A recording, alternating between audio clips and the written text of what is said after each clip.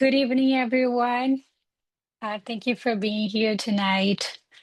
I would like to begin by sincerely thanking Dr. Dingra and Dr. Wise, as well Dr. King, who's joining us as well for their support and collaboration and helping making this presentation possible today. My topic today is about something that it isn't easy to talk about, not because it's a medical matter, but because it's personal. Today, my talk is pain in pounds and understanding the link between weight and chronic pain. When we talk about body weight, we are not just talking about health. We are talking about how people feel in their own bodies, how they think they are seen by others, and how comfortably they feel asking for help. Many people live with chronic pain and weight issues at the same time. And when those two overlap, life often becomes more complicated, physically, emotionally, and socially. What I see in my practice is not a lack of effort or motivation. What I see is sometimes frustration, self-doubt, and often a fear of being judged. Over time, that can lead people to pull back from their activities, from social situations, and sometimes even from medical care as well. So today is not about blame or quick fixes. It's about understanding how pain, weight, biology, and lived experience connect and why listen and compassion matter as much as treatment, okay? My hope is that this talk helps open a more honest and kinder conversation about obesity and chronic pain.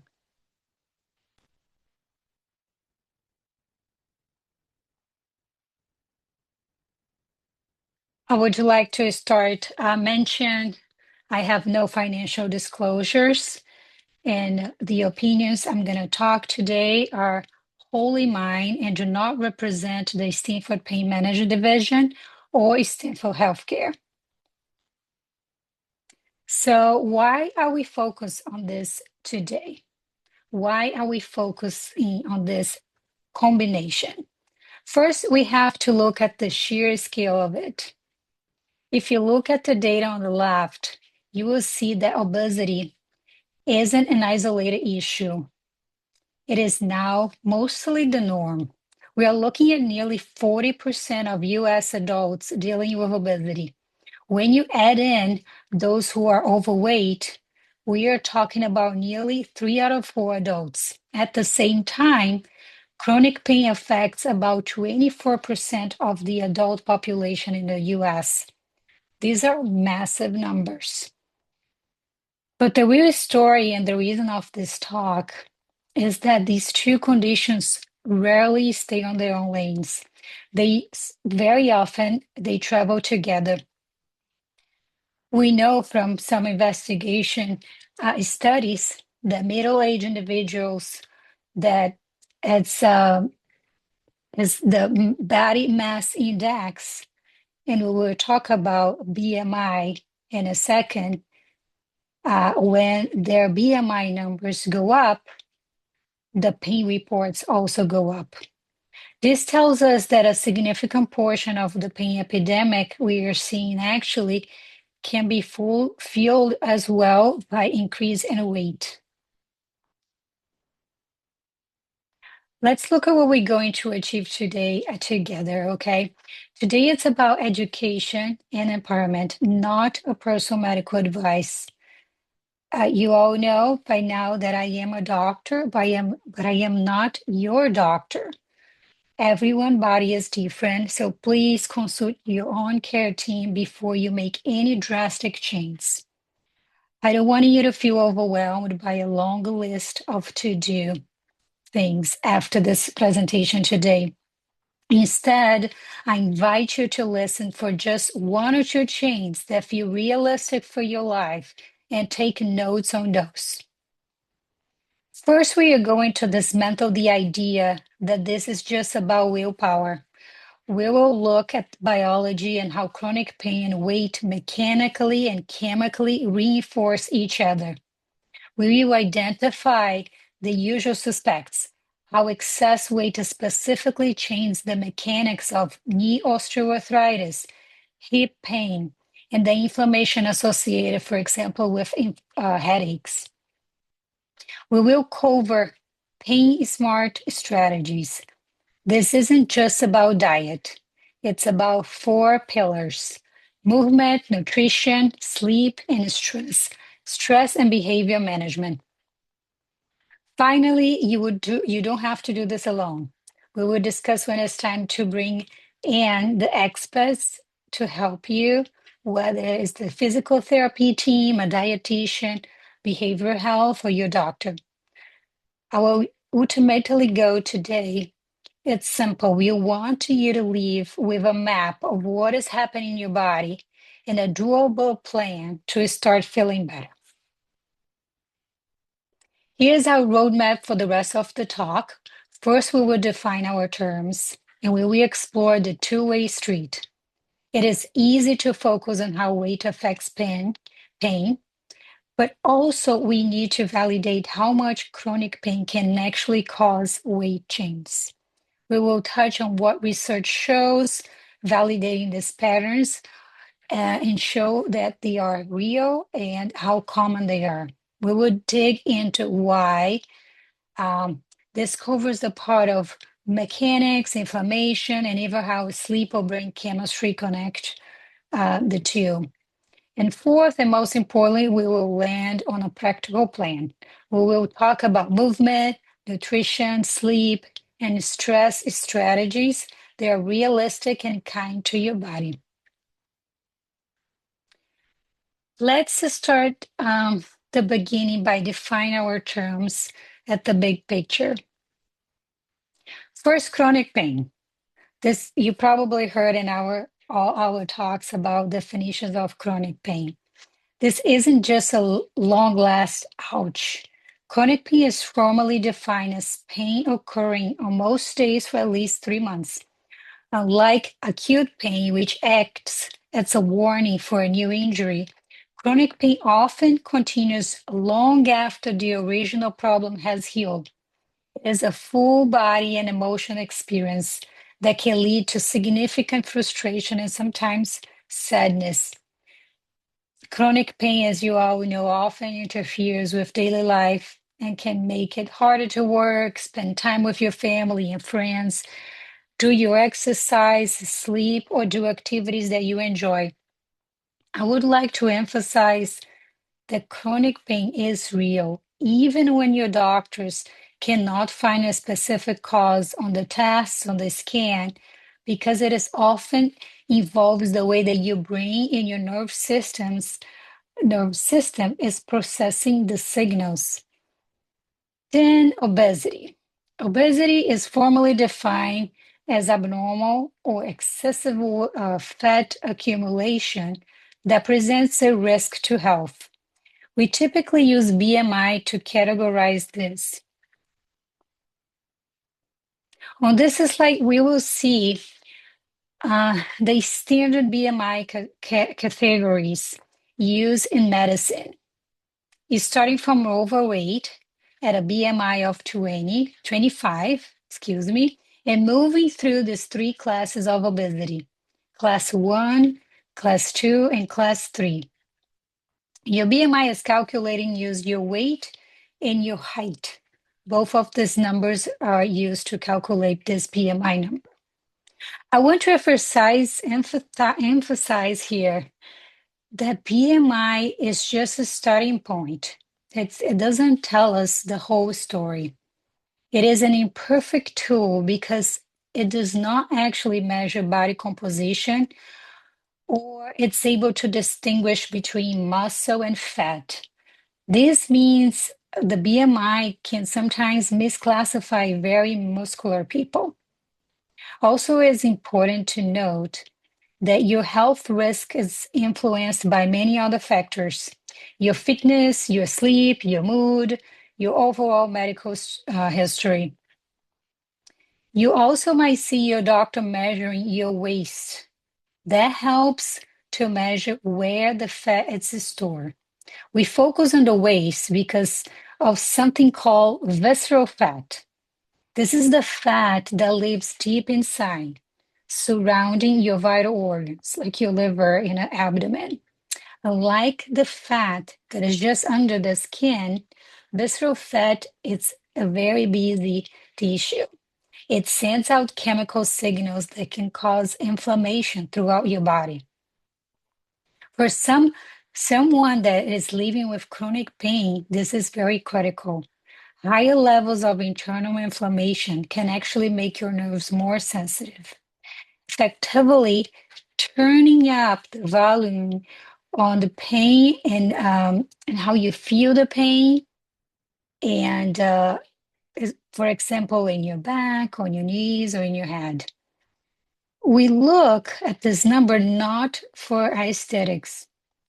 It's your a medical team will use this number as a way to assess and evaluate your overall health risk, which helps to create more tailored strategies and work more effectively. So BMI and waist circumference are a great start point to screening who is at most risk. We've talked about the definition. Now let's take a look at this slide here, the two-way street in action. This is the pain weight cycle. If we start in the top left, we will see pain flares. When you're in pain, your body naturally wants to protect itself, so you move less. Unfortunately, pain also ruins your sleep. This combination, less movement and poor sleep, is a recipe for weight gain and deconditioning. As your weight increases, it does not just pull more physical load or pressure on your joint. It also increases the chemical inflammation in your body. The inflammation acts like a volume knob, turning up the intensity of your pain signals, which leads right back to more flares. It can feel like you are almost like in a trap. But here the good news. It is a cycle. As you can see, it's a cycle. So you can enter it from multiple points. So I would like you to take a look and do a quick reflection. Which box do you feel is stuck in right now? Now let's take a look at some data. Now that you've seen the cycle, let's look this hard data here in this slide. This study that I'm showing was a massive study that was overlooking over 1 million people, and it shows a very clear dose response pattern. Essentially, as the BMI goes up, the reported pain experience goes up right along with it. To put some numbers to it, people in the overweight category report about 20% more pain than those that have the considered normal weight. By the time they reach a BMI of 35 to 39, that increase hits 136%.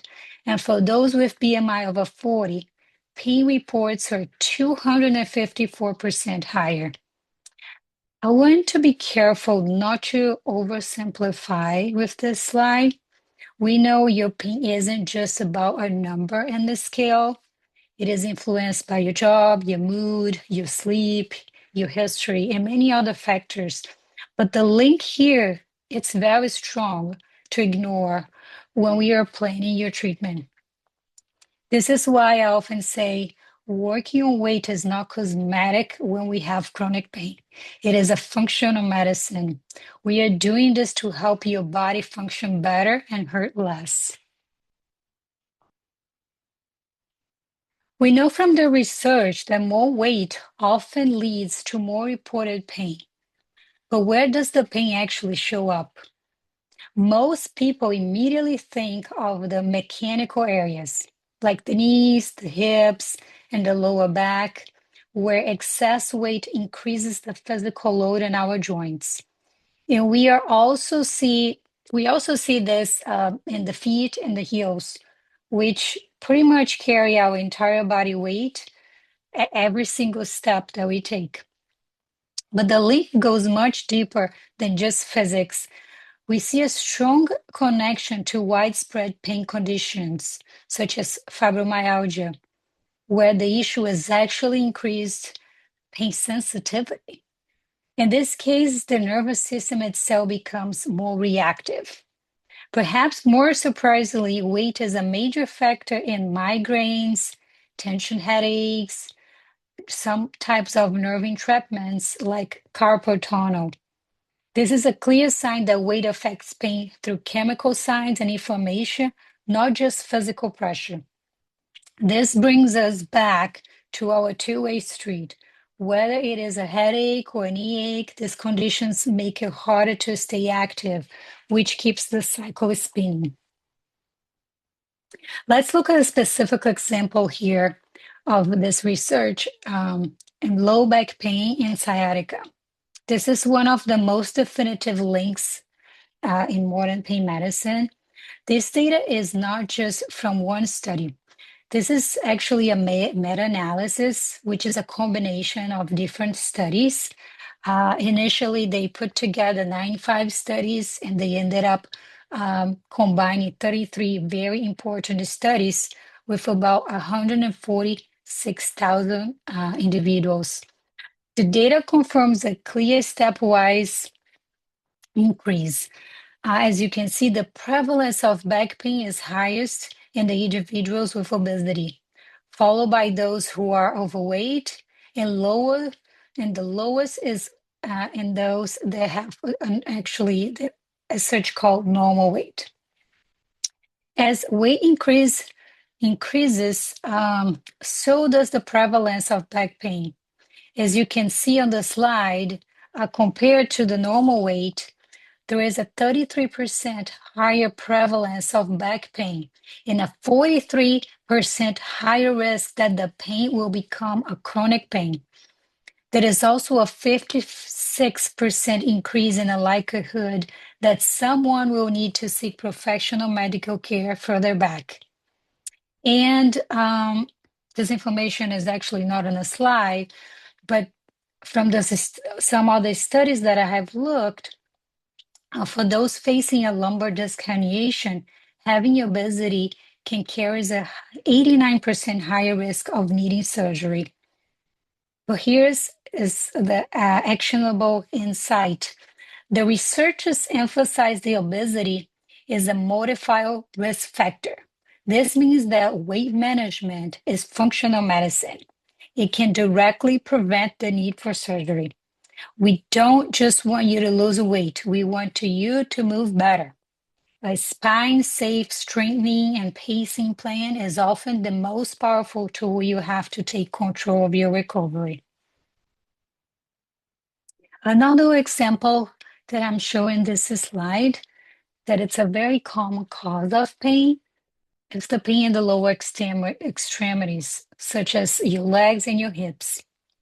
The link between excess weight and pain in your hips, knees, and feet is one of the most well-documented areas in medical research. To give you any idea of the impact, individuals with obesity face a 7 times higher risk of developing knee osteoarthritis. Look at the image on the right. In a clinical setting, we often look for joint space narrowing on the X-ray. Joint space narrowing is a cardinal radiographic feature of knee osteoarthritis. Think of cartilage as a natural cushion in your joints. When that cushion wears down, the space between the bones gets smaller, and that causes more pain.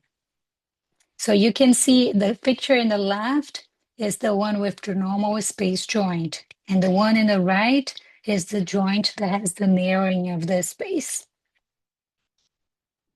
Also, as weight increases, people generally report more stiffness and more trouble with daily activities like walking and climbing stairs. Interestingly, the study showed that it is actually the fat mass specifically, not just the weight overall, that triggers the inflammation causing foot and heel pain. But again, this is the incredible encouraging part. You do not need a massive transformation to see results. Some studies that I've taken look evidence that even small weight losses have been shown to slow down cartilage loss and, more importantly, significantly reduce the pain as well. So up until now, we focus on the mechanical load of the spine and the knees, but this slide shows us that the impact of weight is truly the entire body. As you can see in the upper extremities, we see more shoulder pain and rotator cuff issues. Interestingly, the internal visceral fat that I've talked before, it's a major driver of pain intensity and nerve issues like carpal tunnel.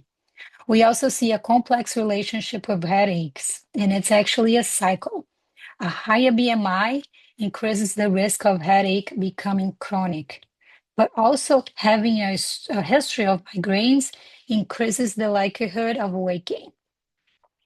Also, we look at fibromyalgia as an example. The connection here is massive.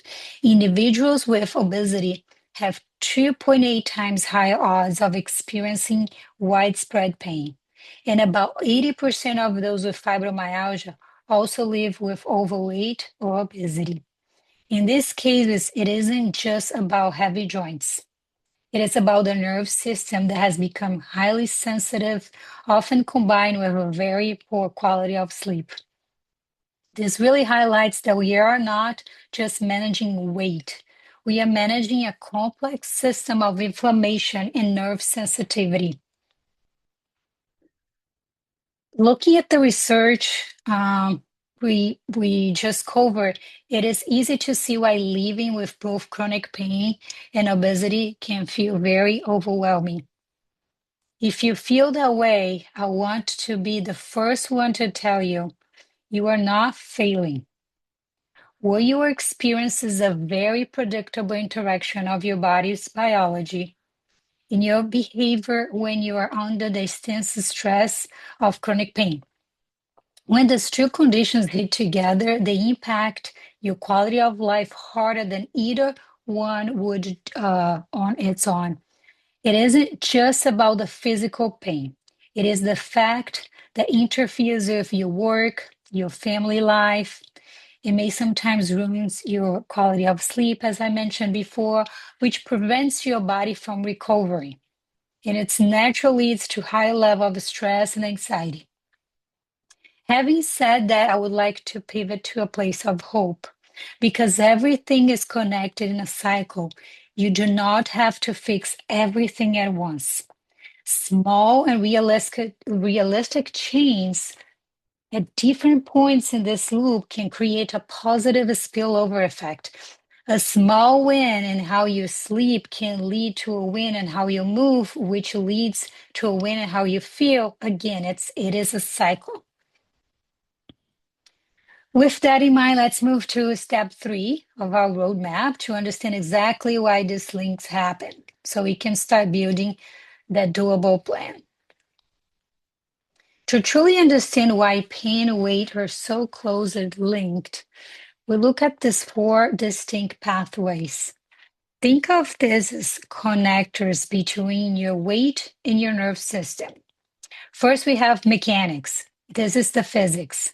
The actual load and pressure on your joints and the way your posture shifts to carry your weight. Second is inflammation. This is the chemistry, the biology. It is the internal heat that fat tissue creates, which can irritate your nerves and make pain feel more intense. Third, sleep.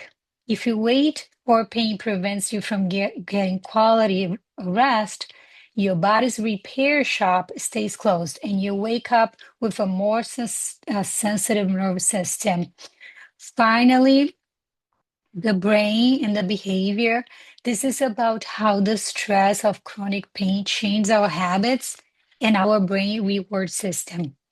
We are going to look each of those briefly to see how they keep the cycle spinning. And just to emphasize, you do not need to fix every diet at once. Turning two or three of them even slightly can already make a great progress. In some other words, a small actions stack on each other until things feel like they're moving more easily and powerfully for you. Okay, let's move. Our first pathway, the mechanics. Biomechanical load and structural change remain one of the primary drivers in the relationship between obesity and chronic pain. Obesity may negatively affect cartilage and bone structure and function like via several different mechanisms. One of the most powerful numbers I want to tell you today is the 4-to-1 ratio.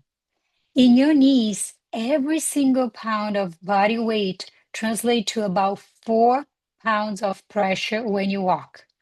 If you're running or going downstairs, that can jump even higher. But this is actually incredible good news. It means you do not need a massive transformation to feel a difference. Losing just 5 or 10 pounds can take 20 to 40 pounds of pressure, of 20 to 40 pounds of pressure from those like joints and like every step you take. Also, it isn't just about the load. When we are in pain, we also change how we move to protect ourselves. We might limp or get a different posture standing, and this change on the posture can forces all the muscles to work overtime. This gonna lead to deconditioning, which lowers your pain-free capacity. You can think of your physical capacity like a bank account. If your bank balance is low because of deconditioning, a small withdrawal like walking through a grocery store can cause an overdraft or what we call a pain flare. Now we move from the physics to the body, like chemistry and biology. We often focus on weight, how they can affect and feel in our joints, but there's also the invisible inflammation happening under the surface. You see, body fat isn't just a storage thing. It is an active biological tissue that sends signals to your entire system. It is a state of chronic obesity. In this state, those signals can shift towards a constant lower level of inflammation. I want you to think of this inflammation as a volume booster, like for your nerves. It makes the brain more sensitive. So a level of pain that might be a 3 for one person feels like it's an 8 for you. When this chemical travels to the brain, they prime your nerve system to be on a high alert state. This is why a minor ache might feel like a major flare up if your brain's alarm level is already set too high. It even interferes with your brain's reward signals, making you crave high energy comfort foods just to cope with the stress of the pain. The good news, this chemical environment is modifiable. Every time we improve our sleep, move our bodies gently, or choose nourishing foods, we are pulling a lever to turn that volume booster down. We are not just losing weight, we are returning your internal chemical signs to make pain less intense. Understanding this help us move away from blame and move towards a treatment plan that addresses both the body and the brain together. We are moving into our third pathway, sleep and recover. This is often the most overlooked dial in pain management, but is incredible high yield. Think of sleep as your body's repair shop, as I mentioned before. When you don't get enough quality of rest, the shop stays closed. The result, your brain becomes more sensitive and your pain volume gets turned up for the entire next day. There is also a strong biological link here. Sleep loss increases hunger. And that's because sleep loss increase your hunger hormones and also lowers your impulse control, make eating well sometimes very like a strong struggle for you. In addition, conditions like sleep apnea, which are more common with a higher weight, can keep your body in a state of fatigue and pain, where your nerve truly recover from the like your body will be in this constant fatigue pain and it never gonna get recover for the next day. Our final pathway is the brain and behavior. So in this slide, it is very crucial for me because this is where we address the stigma often associated with weight and pain. I want to be very clear. Your behaviors are not a character flaws. They are your brain's attempt to protect you and seek some relief. When we live with chronic pain, it is natural for our brains to become protective. We develop a fear of movement because we don't want it to flare up. But that avoidance of movement leads to deconditioning, which actually makes the next flare happen even sooner. It is also very important to mention the role of anxiety, depression, trauma. These aren't just feelings. They change your brain chemistry. They act as amplifiers, keeping your nerve system on high alert and interpreting signals as more painful than they might be otherwise. This stress often triggers a comfort eating behavior. I mentioned a biological search for dopamine. You probably already heard of dopamine. It's that substance that gives the brain that reward feeling. And this is an attempt to soothe a system that is already under stress. Okay, now we cover a lot of ground already. We have looked like the physics of the joints, the chemistry of the inflammation, the recovery, power of the sleep, and how brain process some fear, trauma, and change our behaviors. Now it is time to move into things that actually do we can actually like work with you today to tackle these issues. And I would like to reassure you, you don't need a total life transformation to start feeling better. Now that we understand all the pathways, let's talk about how we actually move.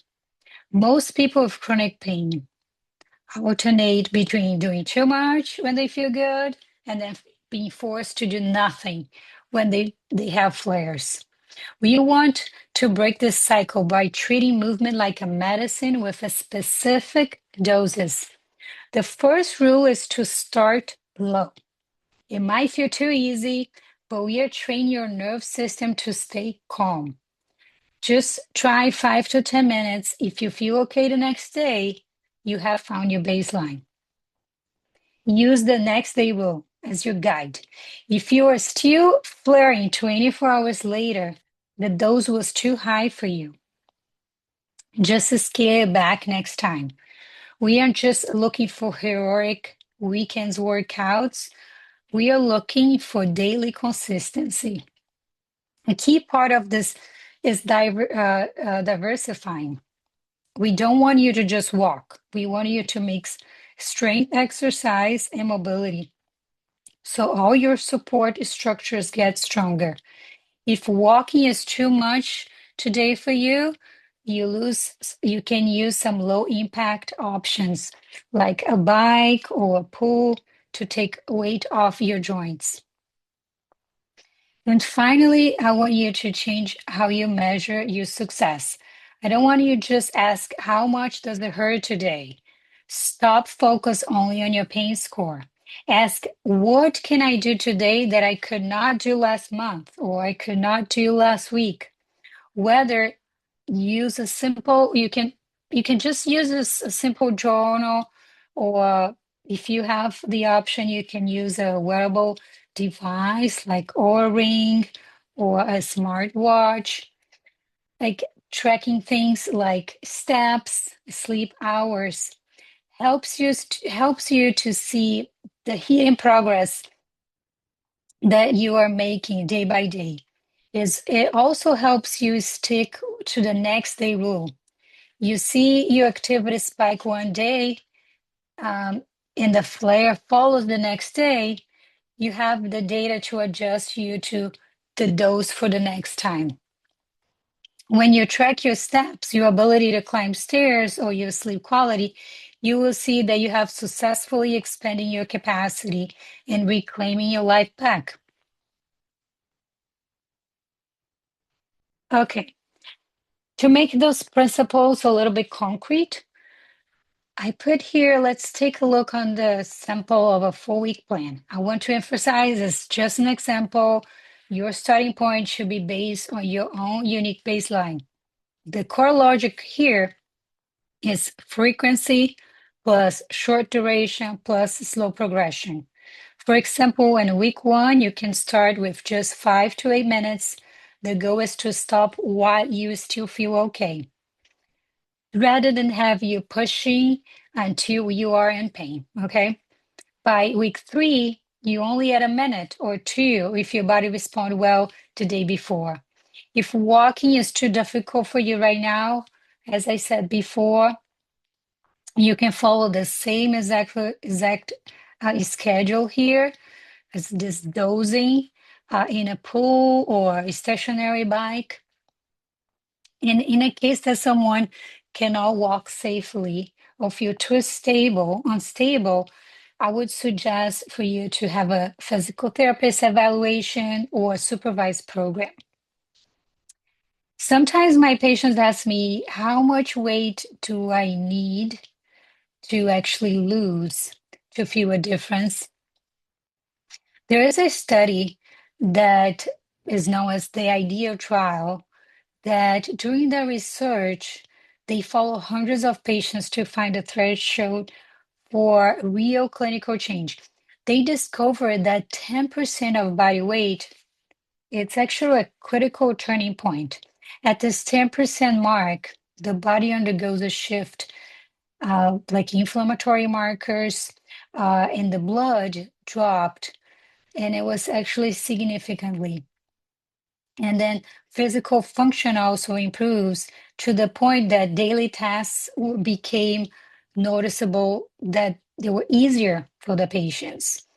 The study was specifically actually looking for patients with knee osteoarthritis, but I think it's a very good start point.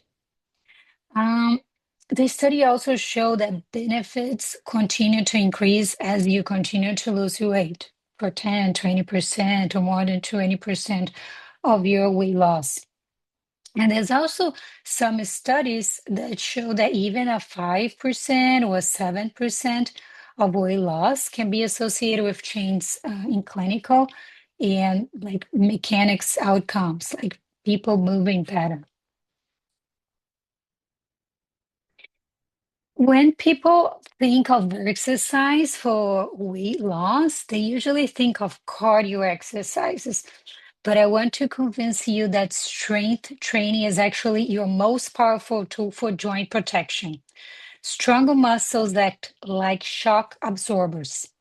They take the load off your sensitive joints and make daily tasks a little bit easier, like standing up from a chair or carrying groceries and feel a little lighter. Beyond the physics, strength training also helps regulate your blood sugar and also can even improve your mood. The key here is to start simple. Functional moves like the ones that I put here in this slide. For example, if you cannot do a full squat, you start with assisted sit to stand. If a floor push-up is too much, you can use a push-up in the wall. Remember, we are not just chasing a perfect workout, we are slowly increase your capacity so you can do more of what you love with less pain. Strength plus pacing often reduces pain significantly, even before you see a major change on your scale. Your goal is not no pain. Your goal is to steadily expand what your body can do without triggering a multi-day flare.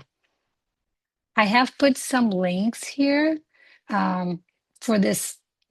Consider simple but very powerful exercise. And you can also keep an eye for the upcoming Pain Series lectures that's going to happen soon with Dr. Hardy, who will talk about exercise and pain. Now let's talk a little bit about nutrition. I want to move away from like those famous dieting. They are unreal for you and toward like a more sustainable habit. The goal here is to create a calorie deficit that support weight loss, but in a way that fits your actual life and your culture, for example.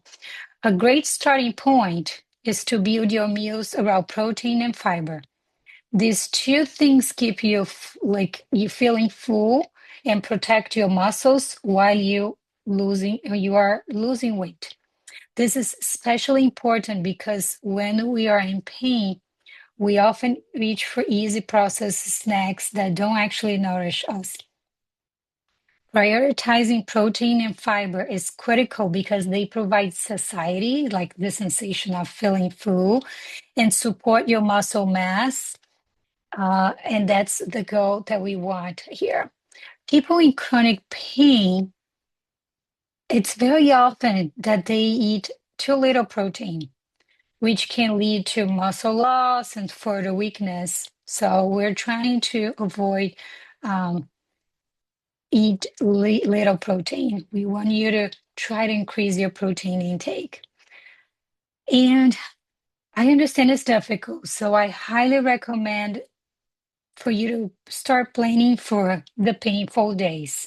Like create a list of some default meals, simple things like a rotisserie chicken or a baguette salad, so that when you are exhausted and flare up with pain that day, you don't have to make difficult decisions, okay? And finally, remember the power of one swap rule. Swapping just one sugary drink or one processed snack a day for a higher protein option can start the momentum you need to reach that 10% weight loss goal we discussed earlier.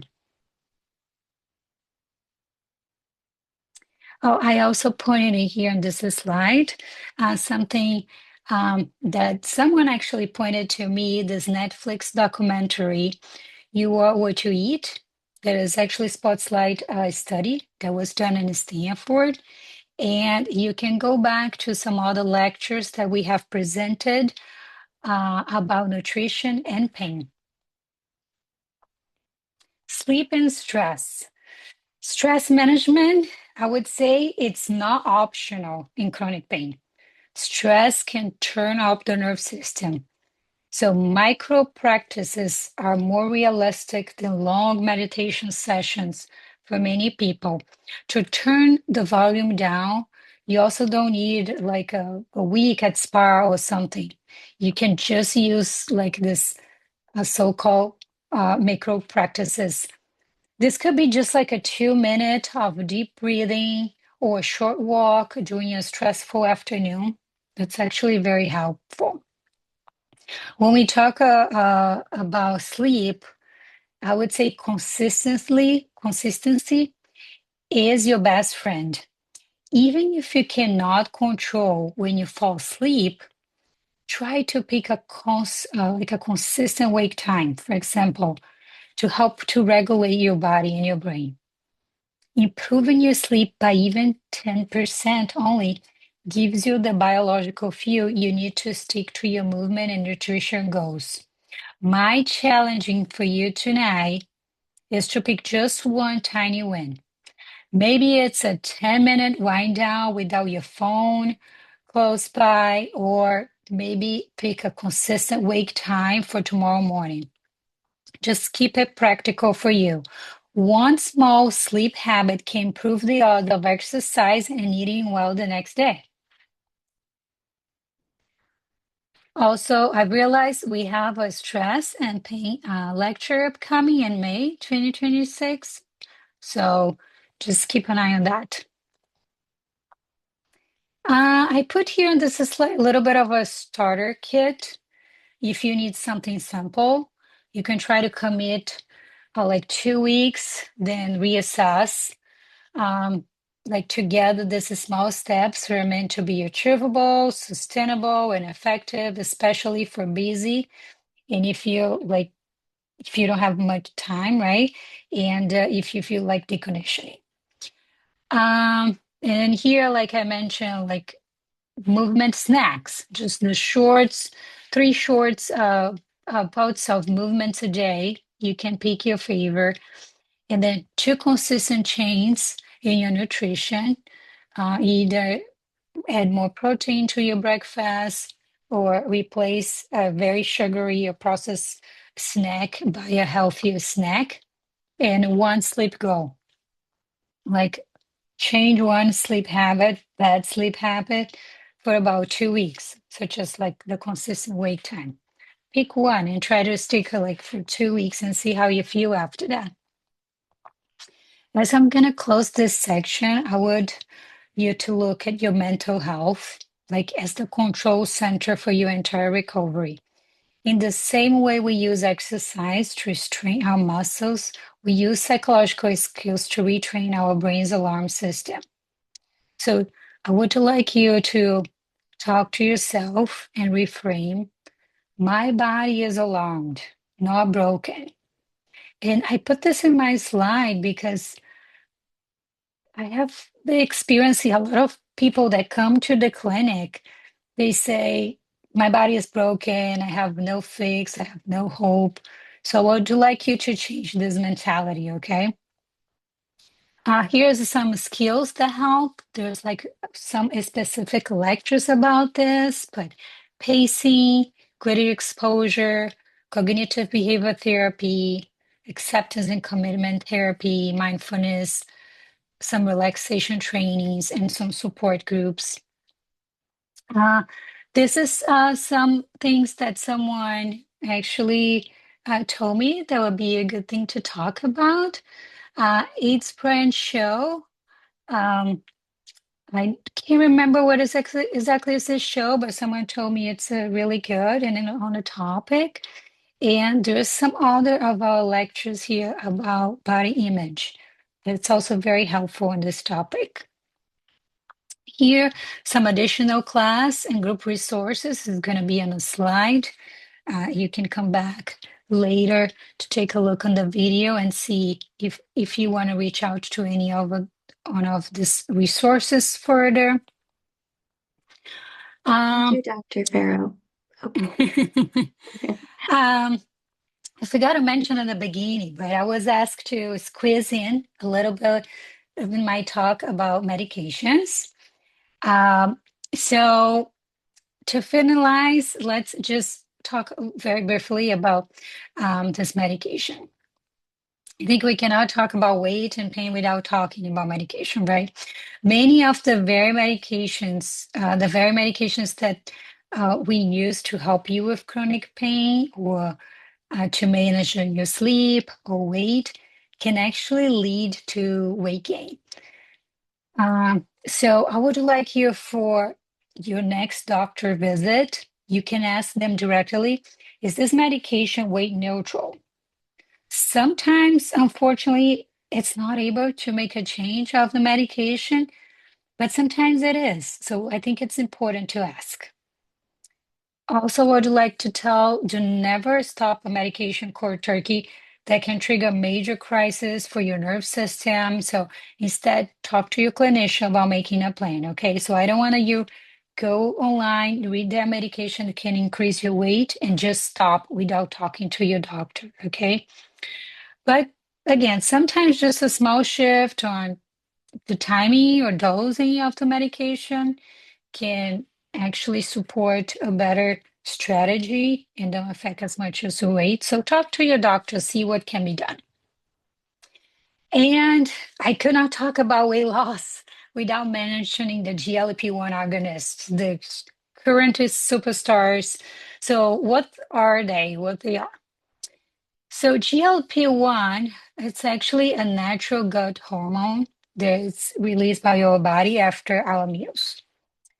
It This hormone tells your body that you're full, that so you don't feel hunger. It also helps your body to handle sugar and some insulin levels, and it slow your stomach emptying, so making the sensation feeling full lasting longer. So what are these medications, the GLP-1 agonists? What do? They mimic like your body hormones. They will make you be less hungry, like reducing your appetite and also the cravings. It's very critical in the cravings. So it's going to be easier on the calorie control.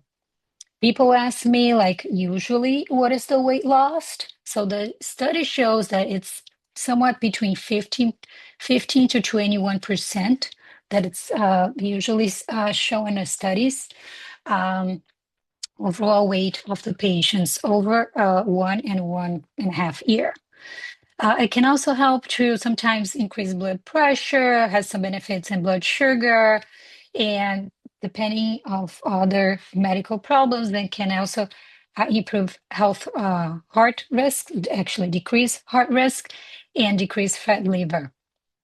Some famous examples, Wegovy, Zepbound, Saxenda, and just to mention some side effects, most commonly that can happen is some gastrointestinal side effects, such as nausea, diarrhea, constipation, sometimes even vomiting. Uh, do not, we do not usually prescribe those medications for people that have a history of thyroid cancer. And if you're going to have a procedure like a surgery, you have to tell your doctor that you're taking it. And this medication usually you avoid in pregnancy. So I would like to emphasize medications, they are not a quick fix or cure. They're best when they are together with good nutrition, movement, sleep, and support. So when you ask for more support, just as we wrap up here, I want to leave you with a different way to think about getting help. In our culture, we often were told that we should be able to do this all on our own. But in medicine, we know that building a team works significantly better than going solo, okay?